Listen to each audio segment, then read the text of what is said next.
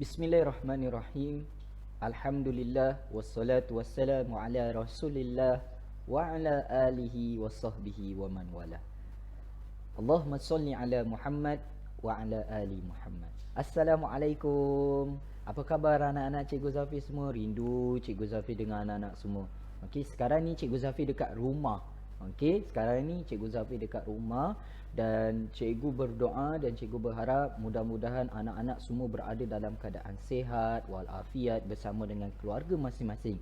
Kena ingat, sekarang kita dalam tempoh PKPB. Maka sebaik-baiknya anak-anak semua tolong duduk rumah. Belajar, okey, bersungguh-sungguh dari rumah.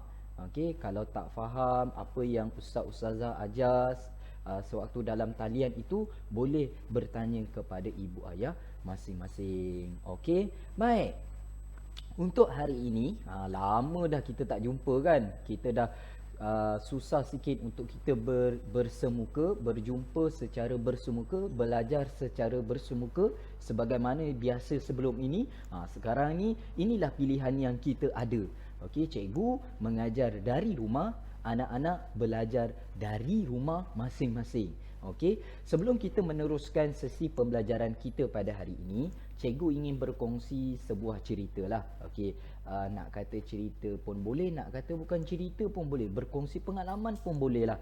Okey, beberapa minggu yang lalu, Cikgu Zafir dan isteri Cikgu Zafir, kami berdua pergi makan malam di sebuah restoran bernama Smokered Kingdom. Ni yang gambar yang anak-anak nampak sekarang ni, Smokered Kingdom ni. Okey, lokasi kedai ini berada di Air 8 Putrajaya. Okey, sekiranya anak-anak bersama dengan ibu bapa berkelapangan, ada kelapangan masa, bolehlah cuba menu-menu yang terdapat di restoran ini. Alhamdulillah, sangat sedap. Okey, cikgu ulang balik. Beberapa minggu yang lalu, Cikgu Zafir dan juga isteri pergi ke restoran Smokered Kingdom ini untuk makan malam. Okey, dan nak dijadikan cerita. Okey, bila Cikgu Zafir dan juga isteri sampai saja dekat kedai makan tersebut, biasalah kami akan disambut oleh pelayan kedai tersebut, pekerja restoran tersebut. Jadi bila kami dah duduk, adalah seorang pelayan ni, dia tanya pada Cikgu Zafir dan juga isteri, "Okey, encik nak makan daging kambing bakar atau daging lembu bakar?" Jadi Cikgu Zafir diberi pilihan tau. Maka Cikgu Zafir ni penggemar daging kambing. Maka Cikgu Zafir memilih daging kambing. Ni yang sebagaimana yang ada terdapat dalam gambar ni. Yang di sebelah kanan tu, itu adalah daging kambing bakar. Cikgu Zafir pada awalnya diberi pilihan, encik nak makan daging kambing bakar atau daging lembu bakar. Macam Cikgu Zafir bagi tahu tadi, Cikgu Zafir suka daging kambing. Maka Cikgu Zafir memilih daging kambing. Tetapi isteri Cikgu Zafir pula tak suka makan daging kambing. Tak tahulah apa yang berlaku pada diri dia malam tu. Sebab Cikgu Zafir ingat sebelum ni dia makan saja daging kambing. Cuma pada waktu tersebut, isteri Cikgu Zafir dia tak nak makan daging kambing. Jadi dia memilih untuk makan sup cendawan saja. Yang ada satu pinggan lagi tu, tu gambar sup cendawan. Tu yang sedang melihat telefon tu, itu adalah isteri Cikgu Zafir. Baik. Sebenarnya anak-anak, kalau anak-anak perasan, ada beberapa perkataan yang Cikgu Zafir ulang banyak kali. Ada yang perasan ataupun tidak? Okey, Cikgu Zafir ulang balik. Sebenarnya ada beberapa perkataan yang Cikgu Zafir sebut banyak kali, dalam cerita Cikgu Zafir itu. Okey, antara perkataan yang Cikgu Zafir sebut adalah dan. Cikgu Zafir dan isteri pergi ke restoran Smokered Kingdom untuk menjamu selera, untuk makan malam. Perkataan yang kedua ialah perkataan atau. Kena ingat tak, encik? Tadi Cikgu Zafir cerita ada pelayan tu, dia jumpa Cikgu Zafir, dia tanya, encik nak makan daging kambing bakar ke nak makan daging lembu bakar? Jadi Cikgu Zafir diberi pilihan. Okey, maka Cikgu Zafir memilih daging kambing bakar. Sangat sedap, subhanallah, sangat sedap.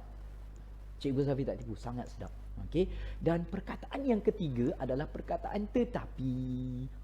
Ingat tak tadi Cikgu Zafir ada sebut perkataan tetapi. Cikgu Zafir suka makan daging kambing, tetapi isteri Cikgu Zafir tak nak makan daging kambing bakar tu. Baik, sebenarnya ketiga-tiga perkataan ini dan, atau dan juga tetapi ini merupakan perkataan ataupun kata hubung.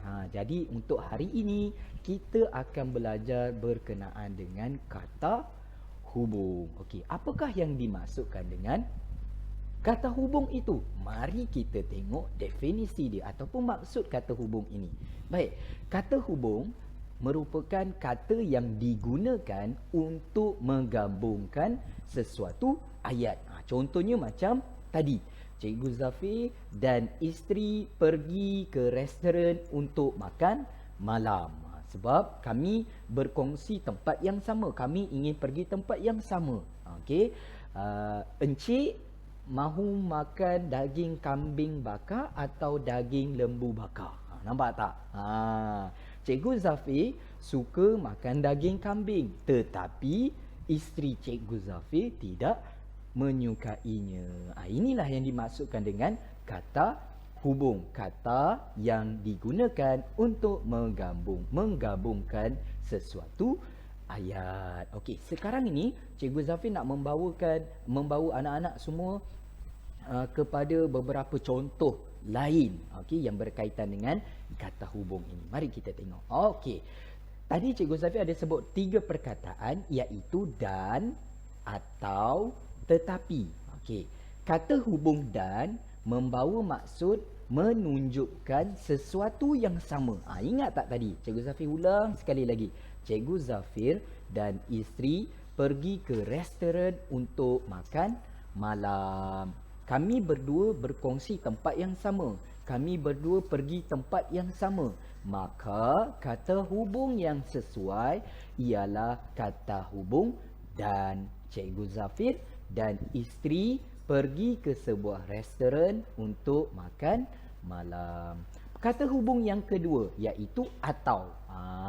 Kata hubung atau ini menunjukkan sesuatu pilihan. Sebagai contoh tadi, Cikgu Zafir diberi pilihan sama ada ingin memilih daging kambing bakar ataupun daging lembu bakar. Okey, dan yang ketiga, kata hubung yang ketiga ialah kata hubung tetapi. Ia membawa maksud ataupun menunjukkan sesuatu yang berbeza. Cikgu Zafir suka makan daging kambing, tetapi isteri Cikgu Zafir tidak menyukainya. Baik, boleh faham anak-anak? Ingat, kata hubung, Cikgu Zafir ulang sekali lagi. Apakah yang dimaksudkan dengan kata hubung?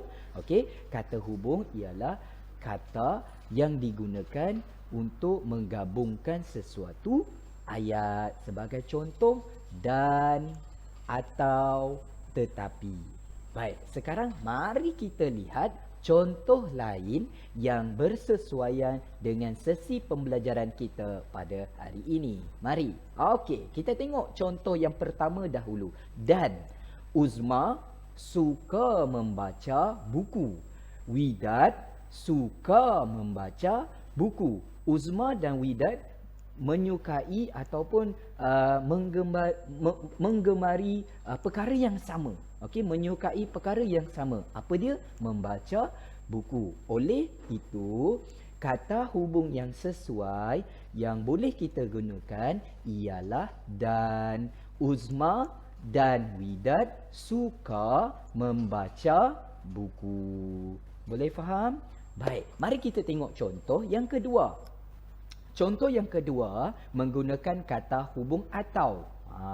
Okey, ingat, atau maksudnya seolah-olah macam kita diberi pilihan. Okey, contohnya begini. Kamu boleh belajar menggunakan komputer. Kamu boleh belajar menggunakan telefon bimbit. Untuk situasi sekarang ini, kalau anak-anak nak belajar bahasa Melayu, anak-anak boleh menggunakan komputer, anak-anak boleh menggunakan telefon bimbit. Maksudnya dekat sini anak-anak ada pilihan. Okey, maka kata hubung yang sesuai untuk menggabungkan kedua-dua ayat ini ialah atau. Maka ayatnya berbunyi, kamu boleh belajar menggunakan komputer atau telefon bimbit. Senang kan? Sangat mudah. Baik, mari kita pergi kepada contoh kata hubung yang ketiga, iaitu tetapi. Khair suka warna merah. Khair tidak suka warna biru. Kenapa Cikgu Zafi pilih Khair? Cikgu Zafi lama dah tak jumpa Khair. Okey, apa khabarlah Khair sekarang ni Baik. Maka perkataan yang sesuai untuk menggabungkan kedua-dua ayat ini, kita nak gabungkan kedua-dua ayat ini, kata hubung yang sesuai yang boleh kita gunakan ialah tetapi. Maka bunyi ayatnya adalah seperti ini. Khair suka warna merah, tetapi dia tidak suka warna biru. Okey. Boleh faham tak anak-anak? Baik. Kalau boleh faham, Cikgu Zafi ingin mencabar anak-anak semua untuk menjawab beberapa soalan yang terdapat di dalam video ini. Okey, maka masa untuk kita melakukan aktiviti. Sila jawab semua soalan yang berikut yang terdapat dalam video ini.